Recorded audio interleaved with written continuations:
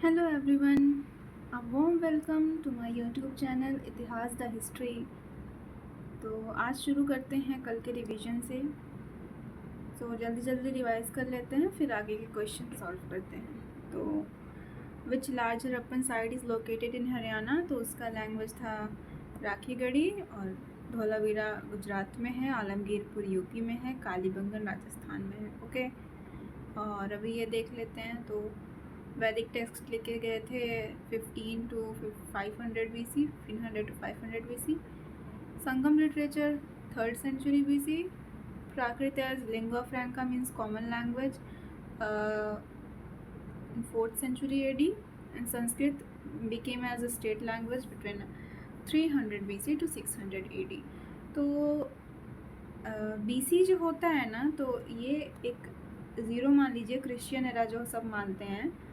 तो before Christ, इसके पहले सब पीछे पीछे पीछे जा रहा था। ये BC होता है, बिफोर क्राइस्ट या बिफोर कॉमन एरा। इसके आगे का कॉमन एरा कहा जाता है या AD, एनो डोमिनी कहा जाता है। ओके, ये ज़ीरो इसलिए कहा जाता है कि जीसस क्राइस्ट का जन्म हुआ था। ओके, तो ये हो गया। एंड यहाँ आता है, तो आप तो देख ही रहे हैं। यहाँ रिवाइज करने की क्या चीज़ है कि मनुस्मृति को ट्रांसलेट किया गया था 1776 में। उसको ट्रांसलेट किया था सर विलियम जोन्स ने। अभिज्ञान शकुंतलम को 1789 में उसको भी सर विलियम जोन्स ने किया था। भगवद गीता को ट्रांसलेट किया गया इंग्लिश में 1785 में। और अर्ली हिस्ट्री ऑफ इंडिया को लिखा था V.A. स्मिथ ने 1904 में। अभिज्ञान शकुंतलम ओरिजिनली कालिदास ने लिखा था। Okay, clear. आगे चलते हैं। तो यहाँ पे आता है, आप तो देख ही रहे हैं कि V.K. रजवाड़े 22 volumes of Sanskrit manuscripts. Okay, D.R. Bhandarkar was a संस्कृतिस्ट। Okay, R.C. Majumdar was general editor of, ये 3 राइट है तो BCD हो जाएगा। ओके, एंड मेगास्थनीज ने इंडिका लिखी थी ग्रीक में। पेरिप्लस ऑफ, आप लोग को यही रिवाइज करना है डेली। आप एक कॉपी में लिख लिया कीजिए और यही डेली रिवाइज कीजिए। बस एक बार देख भी लेंगे ना, तो हमारे सबकॉन्शियस माइंड में वो चीज़ें रहेंगी। तो पेरिप्लस ऑफ एरेथियंसी, इसके राइटर अननोन है, लेकिन ये पता है कि ये ग्रीक में लिखी गई है। नेचुरलिस हिस्टोरिया लैटिन में लिखी गई है, लिखा है प्लिनी ने। जोग्राफिया ये ग्रीक में, और इसको स्ट्रैबो में लिखा है। ओके, सो अभी ये कि मानसून ने इंडिया की हिस्ट्री में इम्पोर्टेंट रोल प्ले किया है, ठीक। और मानसून की discovery enabled India to carry on trade and establish cultural contacts with Asian Mediterranean area। ये भी करेक्ट, तो both statements are correct। और इसमें हम देख लें कि चैतन्य महाप्रभु, इन्होंने कीर्तन को पॉपुलराइज किया। और ये गया ट्रैवल किए थे अपने फादर के श्राद्ध के लिए। एंड उसके बाद वहाँ पे उन्होंने कृष्णा कल्ट को फैलाया, पर इनका रीज़न ये था जाने का। और यहाँ देख लेते हैं कि बाणभट्ट ने हर्षचरित लिखी है, संध्याकर ने रामचरित लिखी है, बिल्हड़ की विक्रम देवचरित है, विक्रमांक देवचरित, कल्हड़ ने राजतरंगिणी जो कि कश्मीर की हिस्ट्री है। कश्मीर की हिस्ट्री है। इसको ऐसा कहा जाता है, ब्रिटिश हिस्टोरियंस ने कहा है कि ये जो राजतरंगिणी है, ये पहली इंडिया की हिस्ट्री में पहली बुक रही है जिसमें क्रोनोलॉजी दिखी है। Chronology according to British historians. Okay, so ये देख लीजिए, होमो हैबिलिस को स्किलफुल मैन माना जाता था। ओके, ये नॉर्मल सा upper palaeolithic age, ice age के साथ एंड हुआ, ठीक। और हर्षवर्धन का अर्ली कैपिटल थानेश्वर था, बाद में उन्होंने कन्नौज बना लिया। तो ये कल का रिवीजन हो गया जल्दी जल्दी। और अब हम आज कुछ क्वेश्चन सॉल्व कर लेते हैं। तो स्टार्ट करते हैं। सबसे पहले, which inscription highlights that Nandas exercised power over Kalinga. तो इसमें जो करेक्ट ऑप्शन है, ऐहोल, अजंता, मथुरा, हाथी गुम्फा। तो कौन सा इंस्क्रिप्शन दिखाता है कि नालंदा ने कलिंगा पे पावर एक्सरसाइज किया? तो हाथी गुम्फा इंस्क्रिप्शन करेक्ट है। और ये इंस्क्रिप्शन है कहाँ? ये है उदयगिरी में। किस स्टेट में? ओडिशा में। अब और ऑप्शंस के बारे में जान लेते हैं। जो अजंता इंस्क्रिप्शन है ये है महाराष्ट्र में। शॉर्ट फॉर्म लिख रही हूँ, समझ जाइएगा। इसमें क्या किया गया है? इस इंस्क्रिप्शन में हरिसेन प्रेज है, हरिसेन ने प्रेज किया है। ऐहोल इंस्क्रिप्शन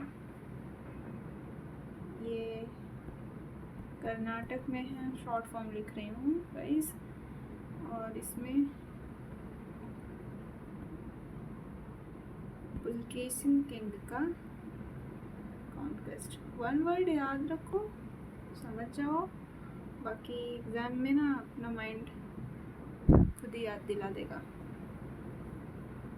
ओके, सो हम आते हैं अपने नेक्स्ट क्वेश्चन पे।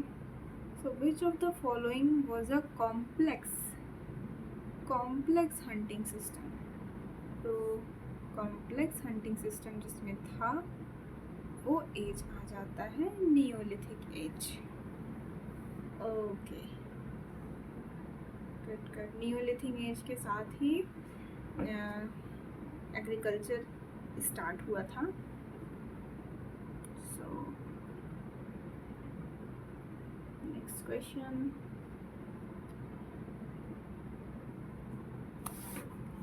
the transition from Neolithic age to Bronze age civilization first took place in। तो Neolithic age से Bronze age civilization सबसे पहले कहाँ आई थी? तो वो आई थी मेसोपोटामिया में।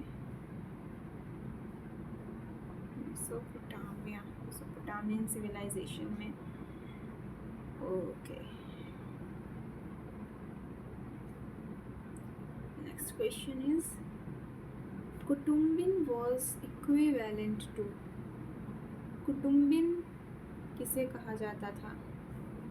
तो कुटुम्बिन कहा जाता था, कुटुम्बिन गहपति को ये किसमें कहा जाता था? ये जातकाज में कहा जाता था। ओके, सो नाउ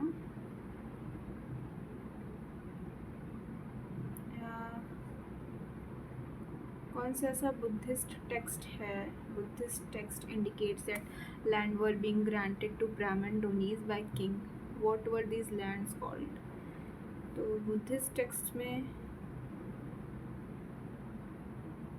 वो लैंड जो ब्राह्मणों को दिया जाता था, उस लैंड को क्या कहा जाता था? उस लैंड को ब्रह्मदेय कहा जाता था। ओके, ब्रह्मदेय इजी था। ब्रह्मदेय, ब्राह्मणों को दिया गया लैंड। और अभी आते हैं अपने नेक्स्ट क्वेश्चन पे।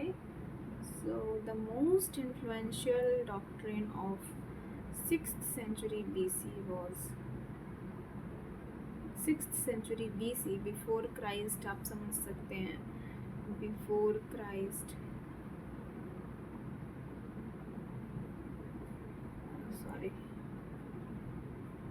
बिफोर क्राइस्ट मतलब टाइम पीछे की तरफ चल रहा है। 6th आएगा, फिर 5th आएगा, फिर 4th आएगा। तो यहाँ पे जो आंसर है इसका वो है आजीविकास। और आजीविका, इसके फाउंडर कौन थे? आजीविका ये सब नियति पे ज़्यादा मतलब जोर देते थे कि नहीं, सब कुछ निर्धारित है पहले से ही, आजीविका संप्रदाय के लोग। तो इसके जो फाउंडर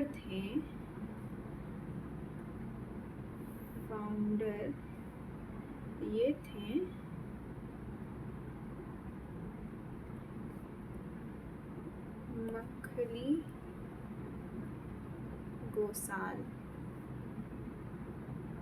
मखली गोसाल। और अशोक ने इनके लिए, आजीविका संप्रदाय के लोगों के लिए, बाद में जाके बराबर केव्स, जो कि बिहार में है, इनके लिए वहाँ रहने की, मतलब बहुत बराबर केव्स में इनके रहने की जगह बनवाई थी। और ये हो गया। और हाँ, अभी पूछा जाए कि कौन से राजा ने आजीविका संप्रदाय के लोगों को सपोर्ट किया, तो या फिर आजीविका संप्रदाय को अपनाया, वो बिंदुसार थे। तो earliest source dealing exclusively with astronomy. देखिए ऑप्शंस भी ऐसा दिया गया कि आप कंफ्यूज हो जाएंगे। तो nakshatras, but the correct option is astronomy के साथ ज्योतिष वेदांग में एस्ट्रोनॉमी लिखा गया है। और दिग्निकाय यहाँ इम्पोर्टेंट है कि दिग्निकाय जो है वो एक बुद्धिस्ट लिटरेचर है। तो मैं ये बता दूँ कि बुद्धिस्ट लिटरेचर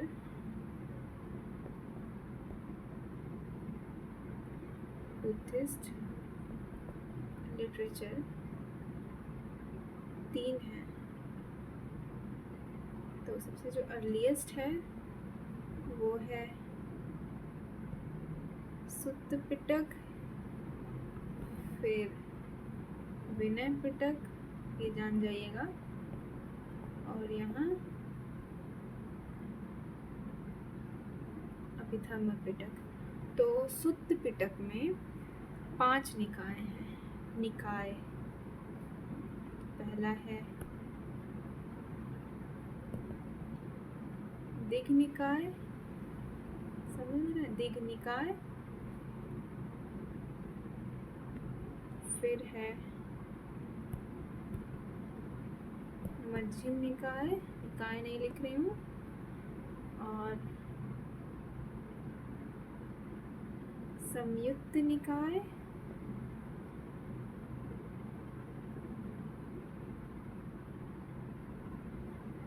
अंगुत्तर निकाय, और खुद्दक निकाय। तो दिग्, मध्यम, संयुक्त, अंगुत्तर, खुद्दक, ये सुत्त पिटक में आते हैं। और केवद्य सुत्त जो है, ये केवद्य सुत्त दिग् निकाय का पार्ट है। ओके, तो ये 3 ज़्यादा इम्पोर्टेंट है, बट कभी ये चीज़ याद रखिएगा, दिग् निकाय। और नेक्स्ट क्वेश्चन आता है हमारा कि who among the following was a Chauhan ruler to patronize poets and scholars built many magnificent temples including a Sanskrit college at Ajmer and Anasagar Lake। तो हमें इससे पहचानना है कि अजमेर में संस्कृत कॉलेज किसने बनवाया था या अनासागर लेक किसने बनवाया था। तो यहाँ से पता चल जाएगा कि ये विग्रहराज ने बनवाया था, जो कि चौहान रूलर थे। और विग्रहराज को कहा जाता था, मतलब विग्रहराज 4th ने बनवाया था। इनको और एक नाम से जाना जाता था, Vishal Dev. Okay, Vishal Dev Vigraharaj, Sanskrit college at Ajmer and Anasagar lake. और जयचंद जो थे वो तो गढ़वाल डायनेस्टी से थे। मिडिवल हिस्ट्री पढ़िए, आप सब तो पता चलेगा। Garhwal dynasty and Prithviraj Chauhan. Prithviraj third ये थे जो फेमस पृथ्वीराज चौहान हैं। इन्होंने 1191 में गौरी को डिफीट किया, बट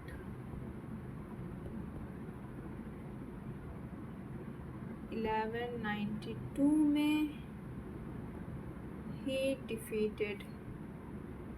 he was defeated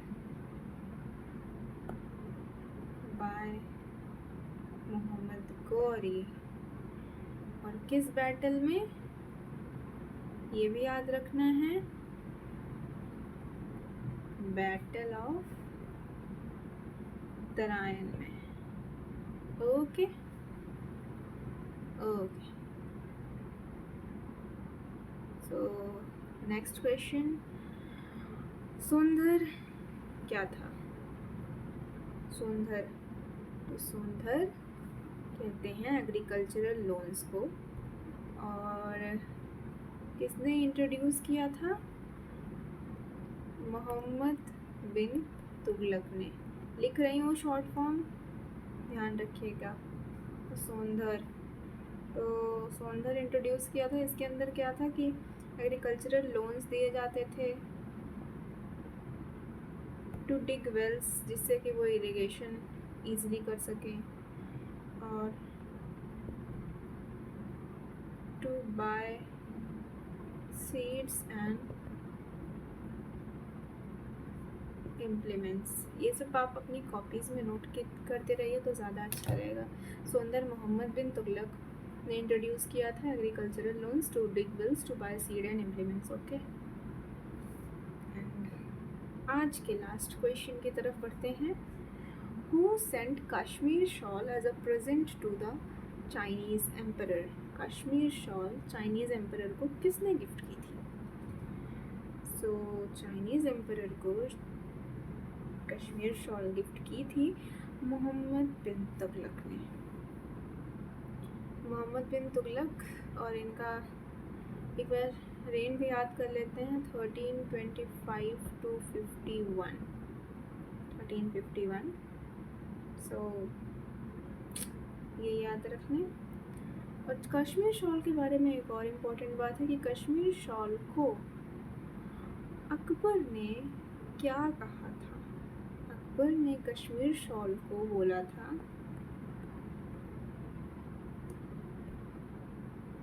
परम नर्म। ओके, कश्मीर शॉल सभी जानते हैं कितना फेमस है, परम नर्म। सो आज का वीडियो यहीं पे करते हैं the end, and thank you everyone. Please like, share and subscribe to my channel. और कुछ इम्प्रूवमेंट चाहिए तो वो कमेंट सेक्शन में बताइए। अभी मैं भी नई हूँ यूट्यूब पे, तो आप ज़्यादा से ज़्यादा शेयर कीजिए ज़्यादा से ज़्यादा। Bye bye.